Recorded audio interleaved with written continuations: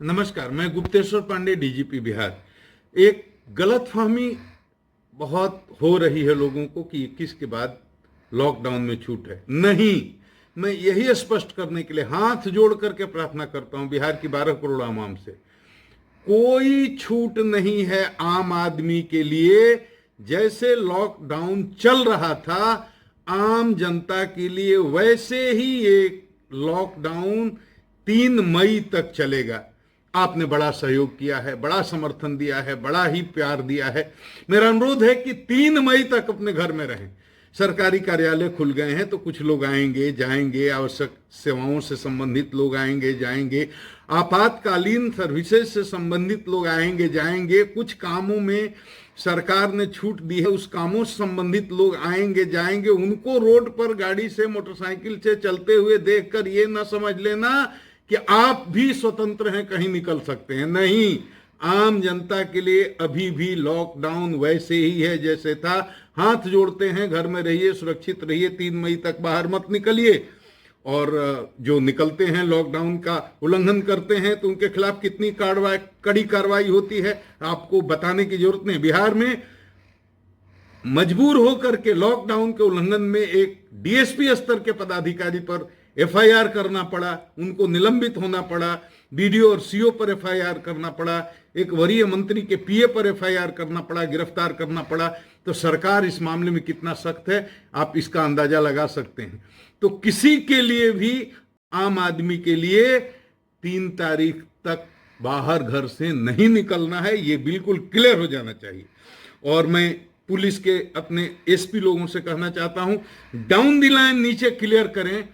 कहीं कहीं पत्रकारों के साथ दुर्व्यवहार की सूचना आती है, कहीं कहीं इनोसेंट लोग जो जरूरी काम से सोशल डिस्टेंसिंग के नियमों का पालन करते हुए प्रिस्क्रिप्शन लेकर दवा लेने जा रहे, उनके साथ दुर्व्यवहार की सूचना आती है। बहुत कम ऐसी घटनाएं बिहार में हुई, लेकिन एक भी ऐसी घटना होती है तो हमारा नाम खराब होता है, बिहार पुलिस का नाम खराब होता है। किसी पत्रकार पर हाथ न उठाएं। आइडेंटिटी पत्रकार बंधुओं से भी अनुरोध करूंगा कि हमारे पुलिस के लोग बहुत ही तनाव में जी रहे हैं, अनावश्यक उनसे न उलझें और जब भी निकलें ग्रुप में न निकलें, अकेले अपना आई कार्ड लेकर के ही निकलें और विनम्रता से, शालीनता से वो पेश आए। जब भी उनको पूछा जाए वो दिखाएं।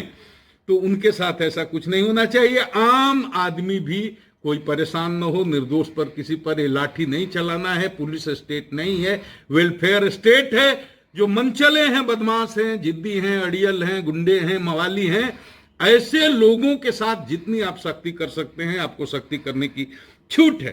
लेकिन इस बात का बहुत अच्छे से विचार करके कि किसके साथ कितना क्या कार्रवाई करनी हो करें, ताकि कोई जनता में पुलिस के खिलाफ गलत मैसेज नहीं जाए। और जनता से भी मैं अनुरोध करूंगा कि कोरोना वॉरियर्स जो, चाहे स्वास्थ्य सेवा से जुड़े हुए लोग हों, चाहे डॉक्टर हों या पुलिस हों, बहुत तनाव में वो काम कर रहे हैं और आपकी सेवा में जुटे हैं, उनके साथ कहीं दुर्व्यवहार न करें। अगर उनसे छोटी मोटी गलती भी हो जाती है तो उसको इग्नोर करें, बड़ी गलती तो हम भी नहीं छोड़ते, लेकिन उनको सम्मान दें। वो अपनी जान हथेली पर लेकर के आप लिए लड़ रहे हैं, तो इस तरह की कोई बात नहीं होनी चाहिए कि किसी पुलिसकर्मी पर, किसी डॉक्टर पर कोई पत्थर फेंक दे, कोई हमला कर दे, क्योंकि ऐसा जो भी करेगा, मैं पहले भी कह चुका हूं, उसके साथ बहुत ही सख्ती से कानूनी कार्रवाई की जाएगी। उनको इसका परिणाम भुगतना पड़ेगा। इस बात को मैं फिर दोहरा के कह रहा हूं और अपने पुलिस अधिकारियों से कह रहा हूं, सुनो सिपाही भाई, हवलदार भाई, थानेदार भाई, डीएसपी, इंस्पेक्टर और एसपी साहब, लोग कुछ ऐसे हैं जो सांप्रदायिक पोस्ट करके और किसी तरह से 2 समुदायों में नफरत फैलाने की कोशिश कर रहे हैं। सैकड़ों लोगों की ऐसी गिरफ्तारी हुई है। जो पोस्ट करता है उसको तुरंत दबोच लीजिए, मुकदमा कीजिए, गुंडा रजिस्टर में उसका नाम चढ़ाइए, केस में चार्जशीट करिए, स्पीडी ट्रायल कराइए, ताकि वो जीवन में ऐसी गलती करने की हिम्मत न करे। एक बार ये हो गया, सरकारी नौकरी नहीं मिलेगी, चरित्र सत्यापन प्रमाण पत्र नहीं मिलेगा, जीवन में बहुत ही संकट का सामना करना पड़ेगा। इसलिए मैं नौजवानों से अनुरोध करता हूं, चाहे किसी समुदाय के हों, किसी तरह के बहकावे में आकर कोई भड़काऊ पोस्ट न करें, कोई अफवाह न फैलाएं। सोशल मीडिया पर भी ध्यान रखिए। पत्रकार हमारे स्तंभ हैं, उनका सम्मान करना हमारा धर्म है। लेकिन पत्रकारिता के नाम पर कुछ ऐसे लोग भी आ गए हैं जो पोर्टल खोल खोल करके और गलत न्यूज अफवाहें फैलाते हैं। कम हैं, लेकिन ऐसे लोग हैं। तो ऐसे लोगों के खिलाफ भी कार्रवाई होगी, ये बात उनको ध्यान में रखना चाहिए। उनकी जिम्मेवारी है, वो अगर मीडिया के चौथे स्तंभ हैं तो उनकी जिम्मेवारी है। कोई भी जिम्मेदार पत्रकार इस तरह की कोई गलत अफवाह नहीं फैला सकता अपने चैनल के माध्यम से। लेकिन कुछ लोग हैं, तो ऐसे जो कुछ लोग हैं उनको चिन्हित करें और विचार करके उन पर कानूनी कार्रवाई करें। और मैं फिर ये कहना चाहूंगा, किसी भी स्थिति में बिहार में सांप्रदायिक सौहार्द को बना करके रखना है। ये ऋषियों मुनियों बलियों की धरती है, सांप्रदायिक सद्भाव की धरती है। हिंदू मुसलमान यहाँ हमेशा सदियों से एक साथ रहते आए हैं, प्रेम और सद्भावना और एकता के साथ। इसको बनाकर रखना है। पुलिस का सहयोग कीजिए और पुलिस के लोग, आप जनता का सहयोग करें। जो बीमार हैं, लाचार हैं, रोगी हैं, भूखे हैं, नंगे हैं, हॉस्पिटल जाने की जरूरत है, एम्बुलेंस की जरूरत है, दवा की जरूरत है, उनकी सेवा करिए, उनकी मदद करिए। जनता का दिल जीतिए, सेवा से जीतिए।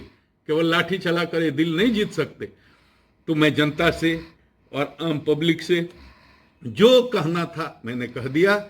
मैं तमाम पत्रकारों से भी अनुरोध करता हूं कि संकट के समय में हमारा सहयोग करें। मुझे आपका प्यार, मुझे आपका आशीर्वाद चाहिए। और आपके साथ, अगर आप जेन्युइन आदमी हैं, किसी तरह की कहीं कोई गलती होती है, आप हमको बताएं, हम उसका संज्ञान लेंगे। आप सबों को मेरा बहुत बहुत प्रणाम।